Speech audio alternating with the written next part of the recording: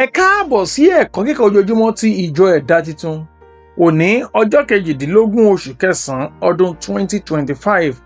Àkòrí: ìgbàgbọ́ ń ṣí ògo Ọlọ́run.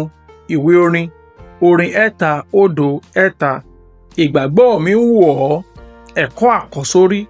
Jésù wí fún un pé, èmi kò tí ì wí fún ọ pé bí ìwọ bá gbàgbọ́, ìwọ ó rí ògo Ọlọ́run. Ìwé ìhìnrere Jòhánù orí 11 ẹsẹ̀ 40. Bíbélì kíkà. Ìwé ìhìnrere Jòhánù orí 11 ẹsẹ̀ 42 dé ẹsẹ̀ 44. Nígbà náà ni Jésù tún kérora nínú ara rẹ̀. Ó wá sí ibojì, ó sì jẹ́ ihò, a sì gbé òkúta lé ẹnu rẹ̀. Jésù wípé, ẹ gbé òkúta náà kúrò. Màtá, arábìnrin ẹni tí ó kú náà wí fún un pé, Olúwa, ó ti ń rùn nísinsìnyí, nítorí pé ó di ijọ́ 4 tí ó ti kú. Jésù wí fún un pé, èmi kò tí ì wí fún ọ pé bí ìwọ bá gbàgbọ́, ó rí ògo Ọlọ́run. Nígbà náà ni wọ́n gbé òkúta náà kúrò níbi tí a gbé tẹ́ òkú náà sí.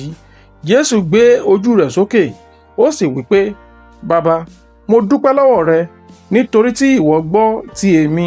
Èmi sì ti mọ̀ pé ìwọ á máa gbọ́ ti èmi nígbà gbogbo. Ṣùgbọ́n nítorí ìjọ ènìyàn tí ó dúró yìí ni mo ṣe ń wí, kí wọn kí ó lè gbàgbọ́ pé ìwọ ni ó rán mi. Nígbà tí ó sì ti wí bẹ́ẹ̀ tán, ó kígbe lé ohùn rara pé, Lásárù, jáde wá. Ẹni tí ó kú náà sì jáde wá, tí a fi aṣọ òkú dì í tọwọ́ tẹsẹ̀, a sì fi gèlè dì í lé ojú. Ẹni tí ó kú náà sì jáde wá, tí a fi aṣọ òkú dì í tọwọ́ tẹsẹ̀, a sì fi gèlè dì í lójú. Jésù wí fún un pé, ẹ tú, ẹ sì jẹ́ kí ó máa lọ.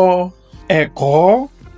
Mo fẹ́ pe àkíyèsí rẹ sí ohun mẹ́ta pàtàkì nínú ẹ̀kọ́ yìí.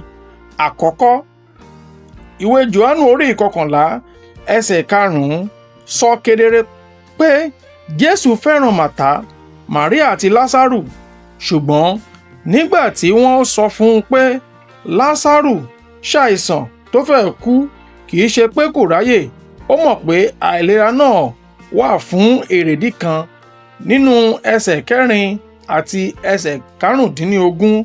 Ní ọ̀pọ̀ ìgbà tá a bá ń gbàdúrà tí ìdáhùn kò bá yára dé, a máa ń rò pé Ọlọ́run kò gbọ́ tàbí pé a ti ṣe ẹ̀ṣẹ̀ kan tàbí òmíràn. Ṣùgbọ́n ìtàn Lásárù fi hàn pé Ọlọ́run máa ń jẹ́ kí àwọn olóòótọ́ dojúkọ ìṣòro kọ̀ọ̀kan kí ògo rẹ̀ lè hàn gbangba.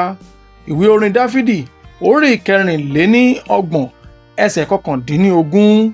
Èkejì, nígbà tí Màríà sọ pé, Olúwa, ó ti ń rùn nísinsìnyí, ó fi bí àìnírètí ènìyàn ti dá lórí pé ohun gbogbo ti bàjẹ́. Nípa ti ara, kò sí ìrètí mọ́. Nítorí tí Lásárù ti kú, kí ni a tún lè ṣe? Bí ènìyàn ti ń ronú rèé. Ṣùgbọ́n ọ̀rọ̀ Ọlọ́run wípé bí ìwọ bá gbàgbọ́, ohun gbogbo ní ṣíṣe. Ìgbàgbọ́ ni kọ́kọ́rọ́ tó ń ṣí ilẹ̀kùn ìbẹ̀wò Ọlọ́run àtòkè wá. Ìwé Hébérù orí 11 ẹsẹ̀ 6. Ní àkókò wa tí ó burú jùlọ, Jésù ń pè wá kì í ṣe lórí ohun tí a rí, ṣùgbọ́n lórí ẹni tí ó jẹ́ àti ìlérí rẹ̀ nínú ọ̀rọ̀ rẹ̀. Nínú ìwé Jòhánù orí 11 ẹsẹ̀ 25 dé 26 àti ìwé Kọ́ríńtì kejì orí 5 ẹsẹ̀ 7. Nígbà tí a bá ṣe eléyìí, a pè é níjà láti jẹ́ ara rẹ̀. Ẹ̀kẹta, ikú àti ohun tí ẹ̀mí ṣe àlàyé bí ẹ̀ṣẹ̀ ṣe mú ìran ènìyàn ní ẹrú. Ìwé Róòmù orí 6 ẹsẹ̀ 23. Ọ̀pọ̀ ni wọ́n ti kú ní ikú ti ẹ̀mí. Wọ́n ti jìnnà sí Ọlọ́run, tí a ti pọ́n sínú àìnírètí. Bí Jésù ṣe pe Lásárù jáde kúrò ní ipò òkú, bẹ́ẹ̀ ni ìpè ìgbàlà ṣe ń mú wa kúrò ní ipò ikú ti ẹ̀mí sí ìyè àìnípẹ̀kun. Ìwé Éfésù orí 2 ẹsẹ̀ 4 dé ẹsẹ̀ 6. Ṣùgbọ́n bí ìgbàlà ṣe jẹ́ lẹ́sẹ̀kẹsẹ̀, ìsọdimímọ́ jẹ́ ìpele ní ìpele. Jésù fún wa ní ìyè, ṣùgbọ́n a nílò ìrànwọ́ àwọn ará ìjọ arákùnrin àti arábìnrin nínú ìgbàgbọ́ láti bọ́ aṣọ ìsìnkú wa àtijọ́, ẹrù àti ẹ̀ṣẹ̀.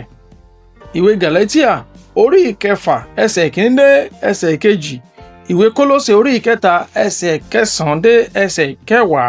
Ìbáṣepọ̀ pẹ̀lú Ọlọ́run tó máa ń dá sí nípasẹ̀ ìdàpọ̀ pẹ̀lú àwọn arákùnrin. Ẹ̀kọ́ àmúrelé. Ohùn Jésù ní agbára lónìí láti pe gbogbo ìṣòro àti gbogbo ohun tó ti kú nínú ayé rẹ padà sí ààyè. Ó kàn ní láti ní ìgbàgbọ́. Àdúrà. Jésù Olúwa, mo dúpẹ́ pé ìwọ ni àjíǹde àti ìyè. Sọ̀rọ̀ sí gbogbo ohun tí ó ti dòkú nínú ayé mi, kí o sì mú kí wọ́n di ààyè. Olúwa, bọ́ gbogbo aṣọ ikú, ẹrú, àníyàn àti ẹ̀ṣẹ̀ kúrò lórí mi. Ràn mí lọ́wọ́ láti rìn nínú òmìnira rẹ ní orúkọ Jésù. Àmín. Títí di ọ̀la, ó dàbọ̀.